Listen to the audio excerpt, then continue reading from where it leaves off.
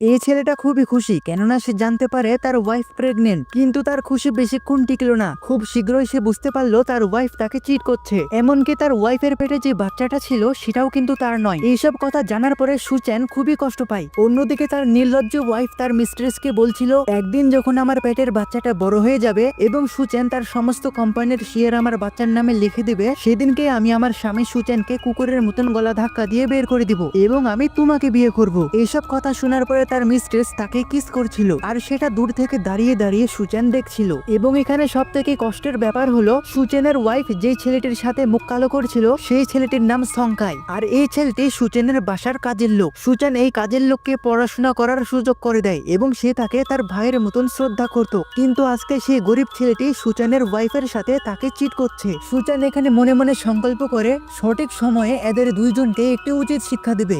এরপরে যখন সুচেনের ওয়াইফের বাচ্চা হলো, সুজান তাদের অ্যাফেয়ার্স এর কথাটা না জানার অভিনয় করলো। আর এইভাবে 6 বছর পার হয়ে যায়। কিন্তু এত কিছুর পরও সে এইসব কথা তার ওয়াইফকে জানতে দেয়নি, এমনকি সে তার ওয়াইফকে ডিভোর্সও দেয়নি। সুচেন যখন বাসায় থাকতো না তখন তার নির্লজ্জ ওয়াইফ পিছনে পিছনে তার মুখ কালো করত।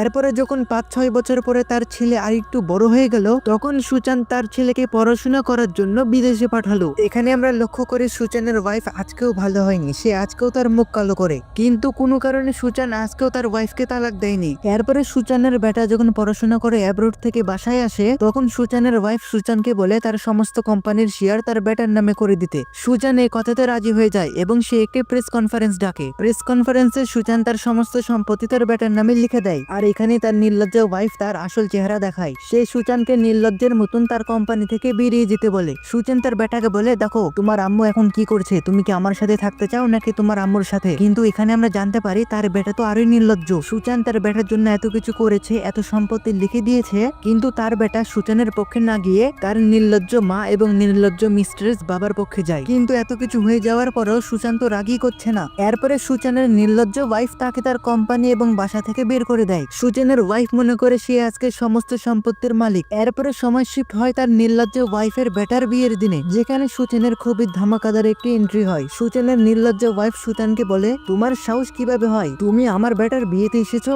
সুচান বলে, কে বলেছে আমি তোমার বেটার বিয়েতে এসেছি? আমি তো এসেছি আমার বিটির বিয়েতে। এখানে আমরা জানতে পারি সুচানের একটি সিক্রেট মেয়ে ছিল।